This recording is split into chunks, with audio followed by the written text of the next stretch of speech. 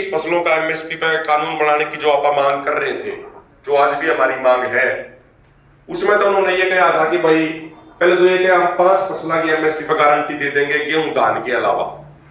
बाद में कुल मिला के उन्होंने जो अधिकारियों के माध्यम से कुछ बात पहुंचवाई, उन्होंने कहा कि भाई हम फाइनल 10 फसलों पे एमएसपी की गारंटी दे देंगे, जिनके ऊपर कोई 5 साल की लिमिट नहीं लगा हुआ है, कोई उनके ऊपर यह शर्त नहीं लगा हुआ कि भाई जो डाइवर्सिफिकेशन कराएगा, जो धान और गेहूं न छूटेगा उससे न देंगे, हम सब न दे देंगे। अरहर, उड़द, मसूर, मक्का, नरमा, सरसों, सूरजमुखी, बाजरा, तोरिया और जूट।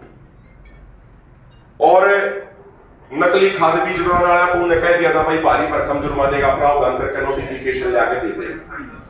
लेकिन जो बड़ी मांग थी हमारी, चाहे वो कर्ज मुक्ति की मांग हो किसान मजदूर भाइयों की, चाहे वह स्वामीनाथन आयोग की रिपोर्ट लागू करने की बात हो, चाहे वह 23 की 23 फसलों पे एमएसपी की गारंटी देने की बात हो, उस पर सरकार के लिए कोई सहमति कुल मिलाकर बनी नहीं। तो फिर आंदोलन लगातार आगे चलता गया। कुछ भाइयों ने, सरकार ने उसे कई रुपए पाल लिया हो, आचार संहिता लागेगी, आचार संहिता लगने के बाद सब उठ के चले जाके, लेकिन वो आचार संहिता भी लाग गई और लोग मजबूती तय हो रही थी, डटे हो रहे।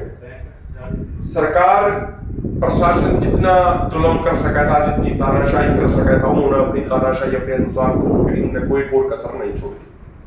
मतलब किसी इस तरीके के हथियार जो अंतरराष्ट्रीय सतह पे भी जो गैस से बैन है, उन गैसों का भी इस्तेमाल किया गया। जैसे कल हम पानीपत के 7-8 गांव में हमारी बड़ी बड़ी सभाएं थी, जहां टोटल 35-40 गांवों के आदमी, हर सभा में आसपास के 5 गांवों के आदमी बुला रखे थे। तो जब 13 तारीख को, 14 तारीख को, 21-22 तारीख तक जब पानीपत की भी, सोनीपत की भी टीमें रही, तो कल जब कई गांवों में हम बता रहे थे, तो उन्होंने कल भी ये बात बताई कि भाई जिन गैसों का उस समय जो आप तमाम साथियों को मैं अपनी ओर से, बिहारी कृषि परिवार बिहार की ओर से, संयुक्त किसान मोर्चा अराजनैतिक बिहार की ओर से, किसान मजदूर मोर्चा बिहार की ओर से और पूरे बिहार के मजदूरों, किसानों और ग्रामीणों की ओर से आप तमाम साथियों को सादर नमस्कार करता हूँ। दोस्तों, बातें बहुत हैं और बहुत बातें हम लोग करते रहे हैं, आगे भी करते रहेंगे। समय को ध्यान में रखते हुए मैं केवल 2 बात आपके सामने में रखना चाहता हूँ। पहली बात तो ये है कि आज़ादी के बाद भारत को कृषि प्रधान देश जो था, है और आगे भी रहेगा। चाहे खेती किसी के पास चली जाए, हमारी जमीन छीन करके किसी को दे दे, लेकिन इस बात से इनकार नहीं किया जा सकता कि भारत कभी उद्योग प्रधान देश हो जाएगा, ये कभी हो नहीं सकता है। लेकिन जो हमारे यहाँ सरकार आई, उसने क्या किया? उसने पहले तो कहा कि उद्योग का विकास करेंगे और ये जो खेती बाड़ी है उसमें मदद करने का काम करेगा। ये बात चलते चलते चलते 2020 में कहा कि अब खेती समाप्त करके हम उद्योग का विकास करेंगे, और उसके लिए जो उन्होंने कानून बनाया, आप तमाम लोगों की पुरजोर संघर्ष के चलते वो कानून उन्हें वापस लेना पड़ा। तो हमें एक बात को ध्यान में रखना है, वो ये रखना है कि ये पूरी तरह से खेती बाड़ी करने वाले को, गांव में रहने वाले को समाप्त करने के लिए ये सरकार आमादा है। और उसके साथ साथ यह बात भी नोट करने लायक है कि इनका संदेश क्या है। इनका संदेश है सच कहना मना है।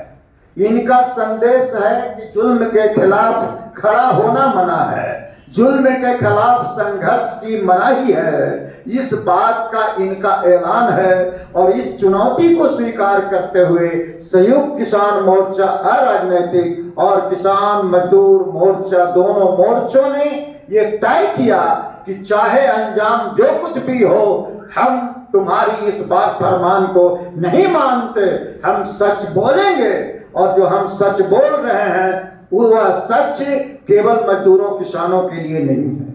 आज की तारीख में स्थिति यह है कि सुप्रीम कोर्ट से लेकर के निचली अदालत तक ये मीडिया के सारे लोग, ये IAS, IPS यूं कह लीजिए कि कार्यपालिका, विधान पालिका, न्यायपालिका, खबर पालिका, सरकार के ये जो चारों के चारों खंभे हैं, वो सब के सब डर से इनकी गुंडागर्दी का जिंदाबाद करने के लाइन में खड़े हैं। और इसीलिए हमारा जो आंदोलन है इन सारे के सारे लोगों को डर से मुक्त करेगा।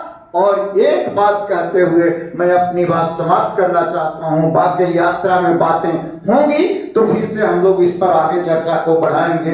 एक बात आप साथियों को और पूरे देश के लोगों को कहते हुए मैं अपनी बात समाप्त कर रहा हूं कि पुरखों की विरासत को संभालो, पुरखों की विरासत को संभालो, वरना अब की बरसात में दीवार भी गिर जाएगी। धन्यवाद।